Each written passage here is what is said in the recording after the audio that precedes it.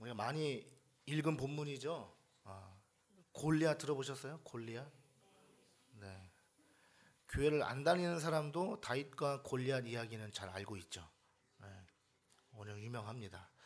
자, 근데 그 다윗과 골리앗 얘기하면 보통 이제 어떤 본문에 집중을 하냐면 다윗이 이제 물매를 가지고 골리앗을 쓰러뜨린 그 장면을 우리가 많이 떠올리죠. 자, 그런데 오늘 말씀의 제목처럼 우리가 무엇을 생각해 보아야 되냐면 나는 어디에서 신앙인인가를 우리가 한번 살펴볼 필요 있다라는 거죠. 자, 여러분 어디에서 신앙이십니까? 여러분의 믿음의 삶의 질은 어떤 때에 그리고 어디서 결정난다고 생각하십니까?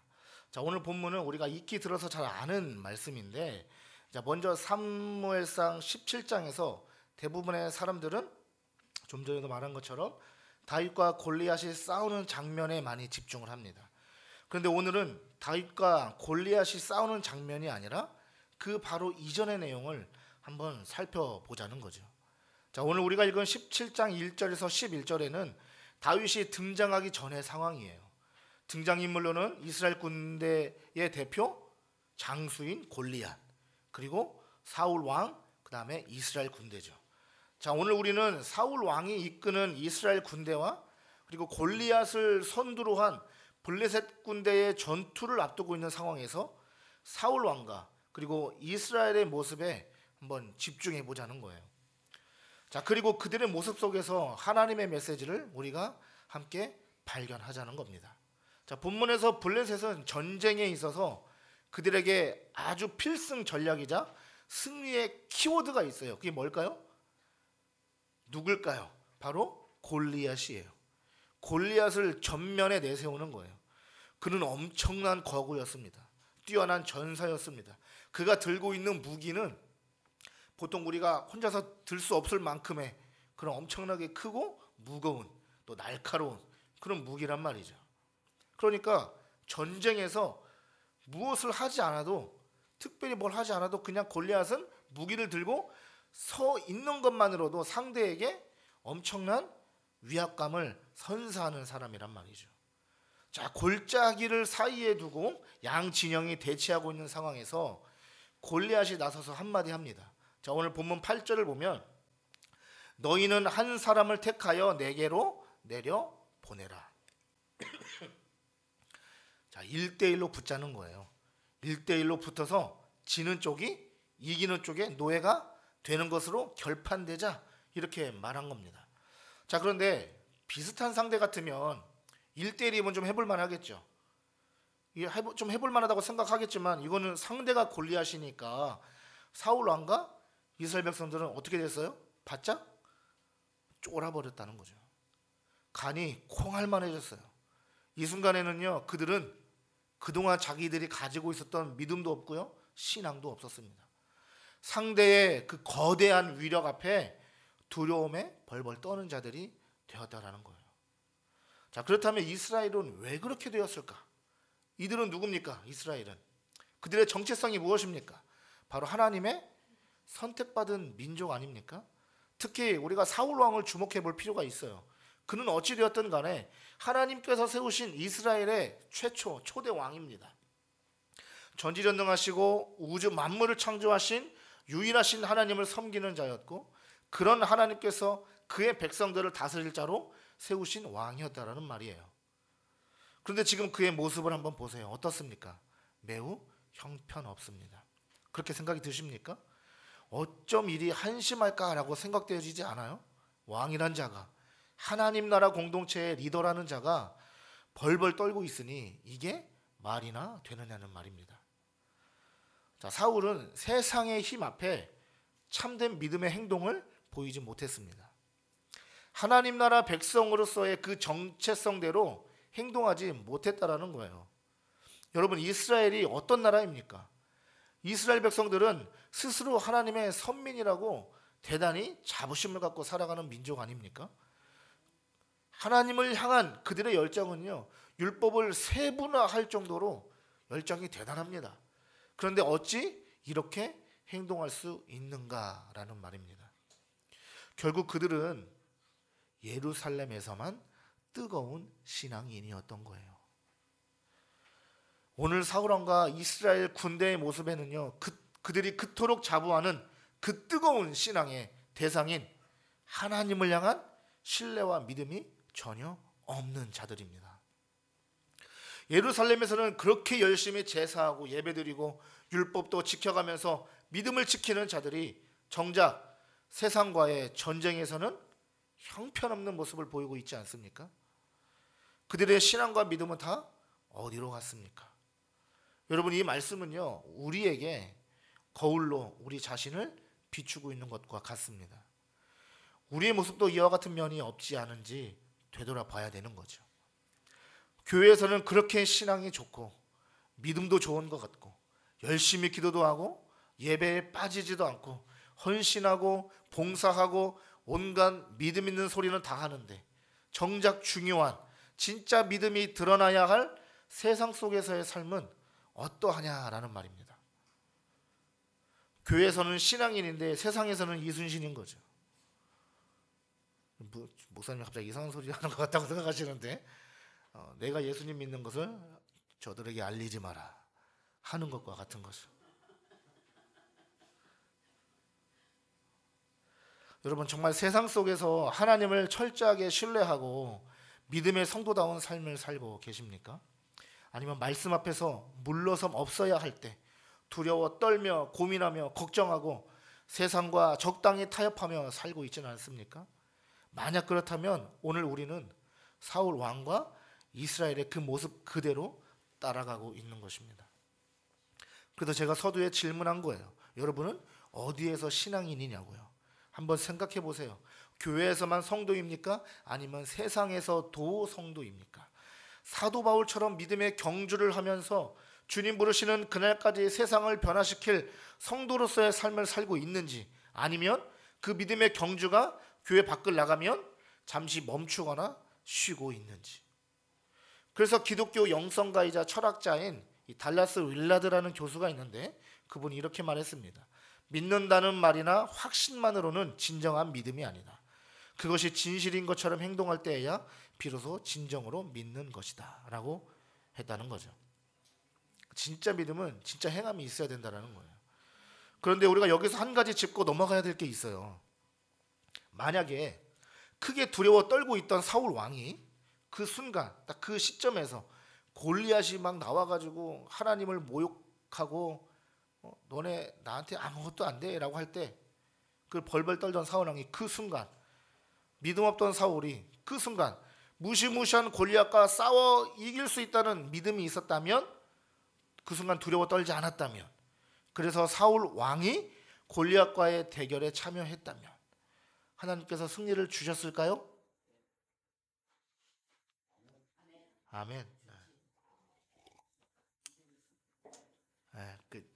사울 왕이 딱 여러분 같이 믿음이 다 요랬어야 되는데, 좋았어야 되는데 그렇지 않다예요. 왜냐하면 우리는 흔히 믿음이 있으면 가능하다고 생각할 수 있습니다. 그러나 오늘 성경은 그렇지 않다고 말해요. 다시 말해서 믿음이 있고 없고의 문제에서만 바라볼 수 없다라는 겁니다. 자, 물론 믿음이 중요합니다. 믿음이 있어야 돼요. 필요합니다.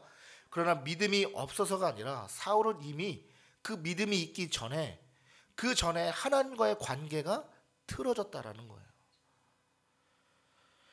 그러므로 중요한 것은 그 믿음을 형성하는 그 이전의 과정, 즉 하나님과의 관계가 중요하다는 거죠. 그 관계가 틀어지니까 세상 속에서 승리하는 믿음으로 이미 살아갈 수가 없게 된 거예요. 그래서 사울 왕은 틀어져 버린 하나님과의 관계로 인해서 온전한 믿음의 단계로 갈 수 없었던 거죠. 그러니 벌벌 두려워 떨고 있는 것 아니었겠습니까? 자, 오늘날 우리의 삶도 마찬가지예요. 세상 속에서 성도로 살아간다는 것이 쉬운 일은 아닙니다. 하나님과의 관계가 바로 형성되어 있다면 어려운 일 또한 아닙니다. 이것이 어떻게 증명되어집니까? 본문의 다음 상황에서 등장하는 다윗의 모습을 통해서 그것이 증명되는 거예요. 다윗은 늘 하나님과 관계를 잘 유지하는 사람이었습니다. 어디서나 하나님을 신뢰하고 찬양하며 기도로 하나님과의 관계를 깊이 이끌어가는 자였습니다.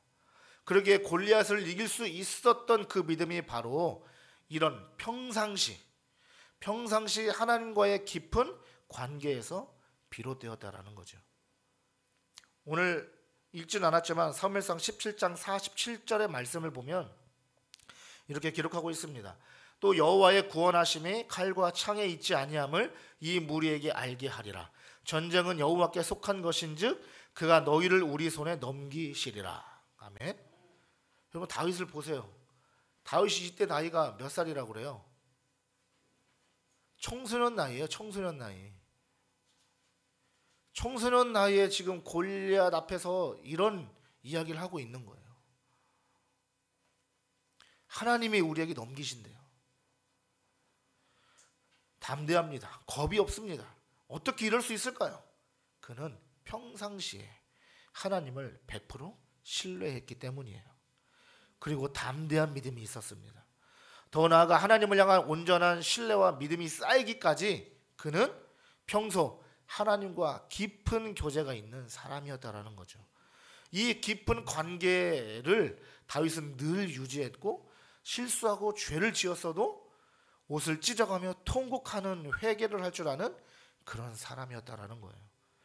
즉 다윗은 그의 평범한 일상 속에서 끊임없이 하나님과 대화하는 훈련이 되어진 자라는 거예요. 그러므로 그는 하나님의 말씀을 어떻게 하는 사람이에요? 듣는 자였습니다.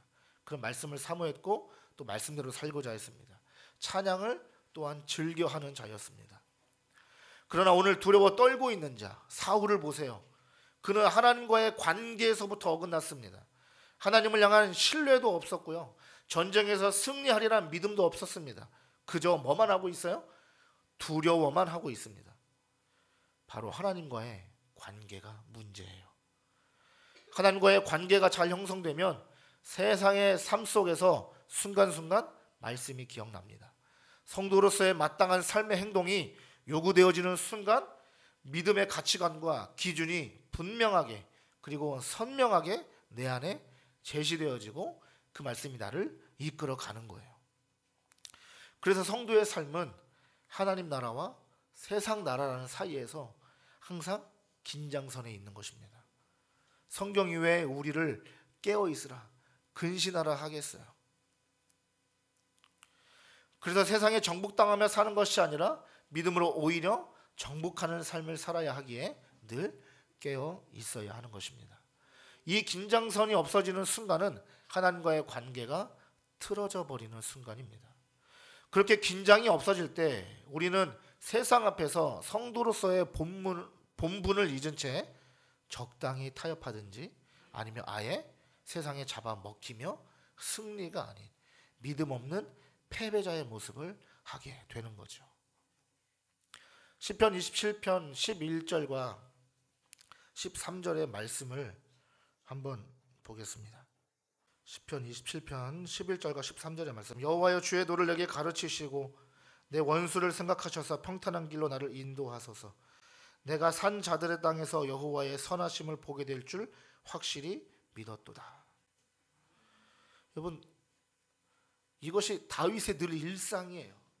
다윗은 늘 기도하면서 하나님께 도움을 구하고 하나님을 확신하고 신뢰했다라는 겁니다.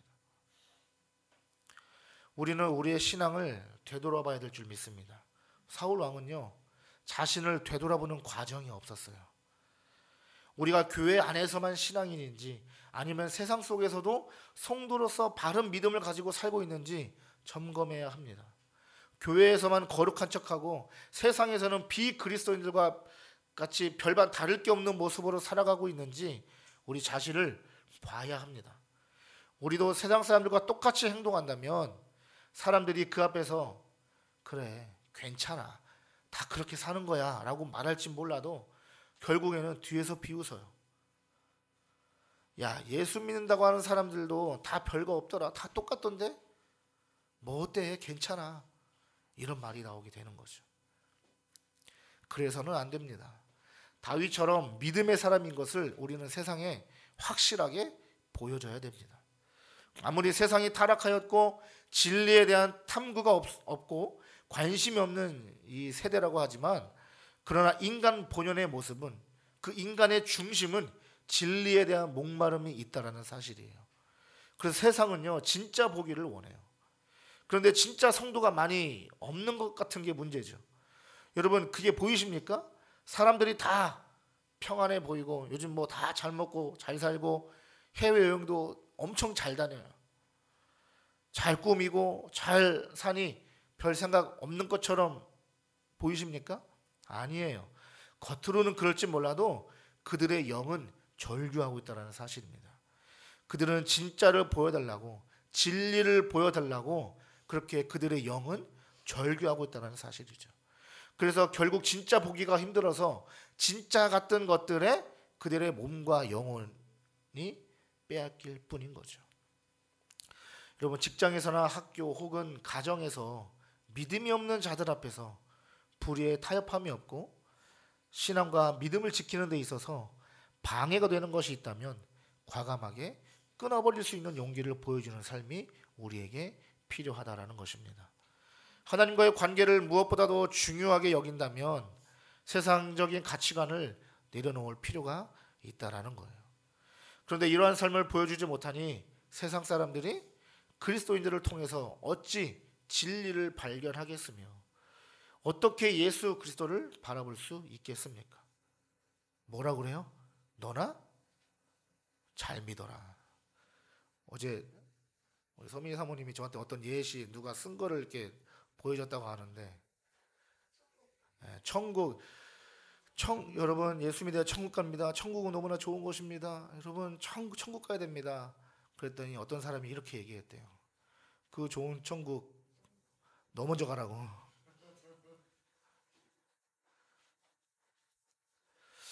이렇게 얘기한다는 거죠. 그 이유는 뭐겠어요? 우리가 그런 삶을 보여주지 못하고 있다라는 얘기 아니겠습니까? 우리는 교회에서와 세상에서의 삶이요 구분되어지면 안 돼요. 그동안 한국 교회는 이런 부분들이 참 많았어요. 교회에서는 막 열심히 주여 삼창도 모자라서 막 7창까지 하면서 막 뜨겁게 기도하는데 예배 끝나고 밖에 나가면서 운전대 잡고 야이씨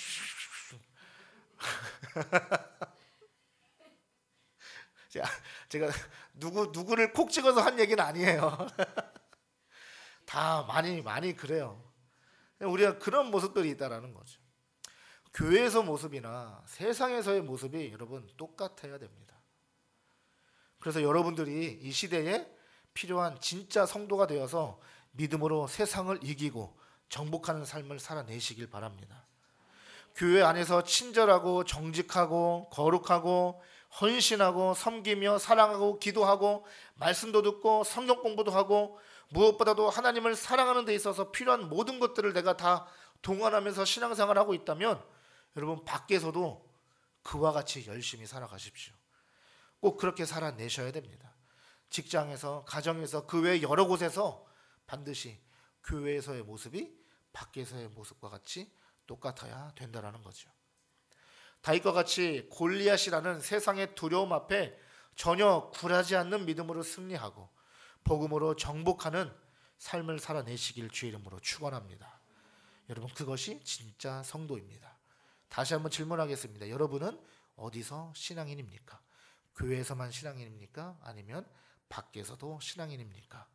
똑같이 교회에서나 밖에서나 늘 언제나 동일한 하나님의 신실한 그리스도인들 되시길 주의 이름으로 축원합니다.